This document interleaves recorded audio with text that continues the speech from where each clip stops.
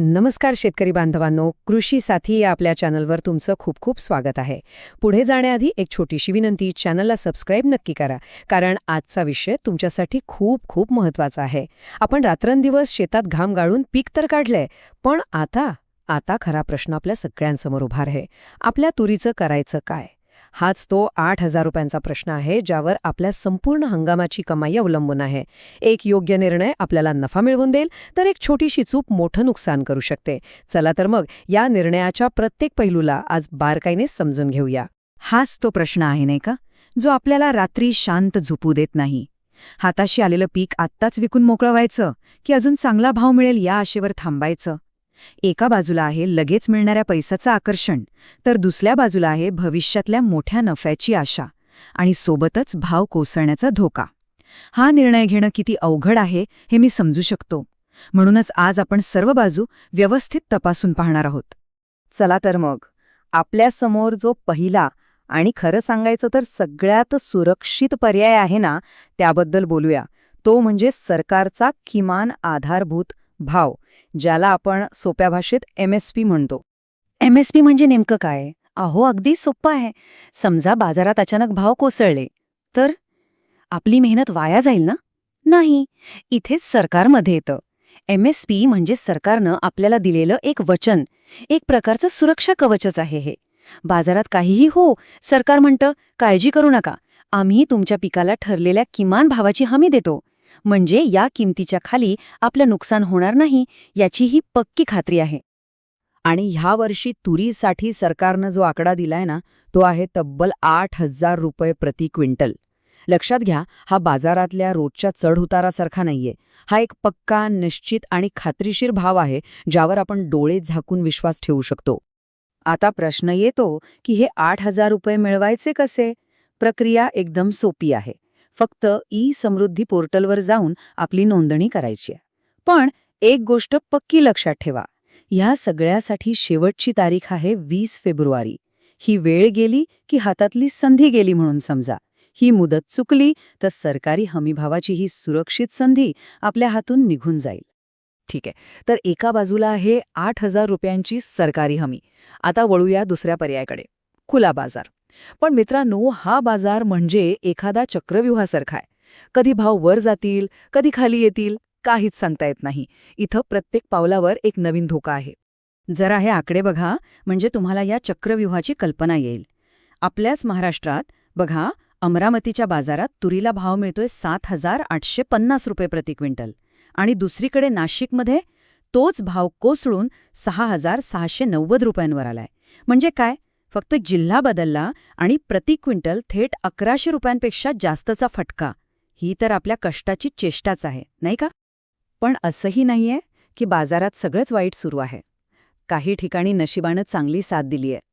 उदाहरणार्थ जालना घ्या. तिथे गेल्या वर्षीच्या तुलनेत भाव तब्बल 13.5% वाढलेत. तिथल्या शेतकऱ्यांच्या चेहऱ्यावर नक्कीच हसू असेल. पण नाण्याची एक दुसरी तितकीच भयाण बाजू पण आहे. जालन्याच्या जवळच असलेल्या छत्रपती संभाजीनगरमध्ये परिस्थिती अगदी उलटी आहे. तिथे भाव 13% खाली आलेत. विचार करा, एकाच भागात किती टोकाची परिस्थिती आहे. तिथल्या शेतकऱ्यांच्या मनावर किती मोठं ओझं असेल. हे गणित बघा, एका जिल्ह्यात 13.5% वाढ आणि दुसऱ्यात 13% घट. म्हणजे चांगल्या आणि वाईट बाजारपेठेत मिळून तब्बल 25%पेक्षा जास्त फरक आहे. यावरूनच कळतं की खुल्या बाजारात उतरणं म्हणजे एका मोठ्या जुगारापेक्षा कमी नाही. बरं, बाजाराची ही अवस्था बघितल्यावर आता जे तज्ज्ञ लोक आहेत त्यांना पुढे काय वाटते ते बघूया. पण एक गोष्ट लक्षात ठेवा, हे फक्त अंदाज आहेत, वास्तव नाही. त्यामुळे याकडेही आपण सावधगिरीनेच बघितलं पाहिजे. स्मार्ट प्रोजेक्टचे जे विश्लेषक आहेत ना, त्यांच्या अंदाजानुसार फेब्रुवारी महिन्यात तुरीचे भाव साधारणपणे 7,200 ते 7,850 रुपयांच्या मध्ये राहू शकतात. आता ह्यात चांगली गोष्ट ही की भाव MSPच्या जवळ जातील असं वाटतंय. पण धोक्याची घंटा ही आहे की सर्वोत्तम अंदाजानुसारही भाव MSPपेक्षा कमीच आहेत. आणि इथेच आपल्याला खरा विचार करायचा आहे. एकीकडे सरकारकडून 8,000 रुपयांचा पक्का खात्रीशीर भाव आहे, तर दुसरीकडे बाजारात कदाचित 7,850 मिळतील अशी एक शक्यता आहे. मग तुम्ही सांगा, एका निश्चित गोष्टीसाठी एका शक्यतेवर अवलंबून राहणं कितपत शहाणपणाचं आहे? फरक अगदी तुमच्या डोळ्यासमोर आहे. बाजाराचा अंदाज म्हणजे काय? एक शक्यता, एक अंदाज. तो खरा ठरूही शकतो किंवा नाही. पण MSP? ते आहे सरकारने दिलेलं एक पक्क वचन. अंदाजामध्ये मोठा धोका आहे, तर हमीभावामध्ये पूर्ण सुरक्षा आहे. आता आपल्या कष्टाच्या पिकासाठी धोका पत्करायचा की सुरक्षा निवडायची, हा निर्णय पूर्णपणे आपला आहे. तर आतापर्यंत आपण सगळी माहिती घेतली, बाजारात काय सुरू आहे ते बघितलं आणि सरकारी हमी पण समजून घेतली. या सगळ्याच्या आधारावर आता आपल्यासमोर नक्की कोणते मार्ग आहेत ते एकदम स्पष्टपणे बघूया. बघा, आपल्यासमोर आता मुख्यत्वे 3 मार्ग आहेत.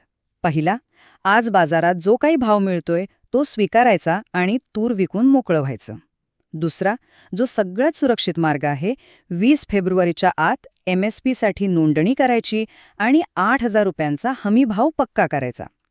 आणि तिसरा, थोडा धाडसी मार्ग, माल साठवून ठेवायचा आणि पुढे मार्च-एप्रिलमध्ये भाव वाढतील अशी आशा करायची.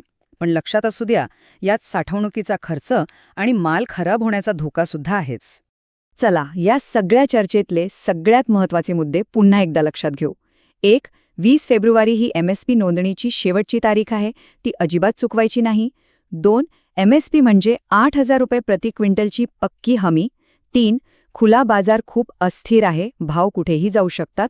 आणि 4. जो सगळ्यात महत्त्वाचा मुद्दा आहे, अंतिम निर्णय हा प्रत्येकाच्या स्वतःच्या आर्थिक गरजेवर आणि जोखीम घेण्याच्या तयारीवर अवलंबून आहे. आम्ही तुमच्यासमोर सगळी तथ्य, आकडेवारी आणि पर्याय मांडले आहेत. आता चेंडू तुमच्या कोर्टात आहे. निर्णय तुम्हाला घ्यायचा आहे. तुम्ही खुल्या बाजारातल्या अनिश्चिततेचा धोका पत्करणार की 8,000 रुपयांच्या सरकारी हमीचा सुरक्षित मार्ग निवडणार?